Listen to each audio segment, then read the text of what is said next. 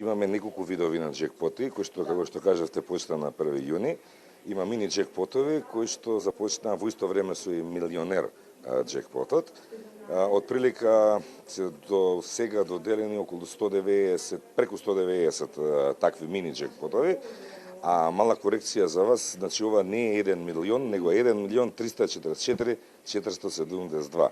Има варијабла, джекпотот може да падне рандам по случаен избор, значи, и рандамот се движи од 1 милион 250 до 1 милион и 500, што значи дека следниот можеби ќе биде малце посреќен, па ќе добие милион и пол, кој што е врв. Значи, најмногу што може се добие е 1,5 милион.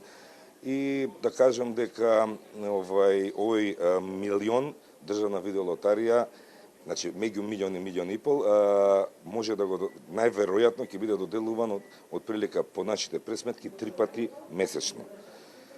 И уште би сакал да потенцирам дека огромен дел од средствата државна видеолотарија покрај тоа што ги наградува своите верни играчи со овакви джекпотови награди, огромен дел од овие средства како општествено одговорна компанија одат и за помош на ранливи категории во образованието, спортот, како што е нашиот европски шампион, да кажеме, Идже.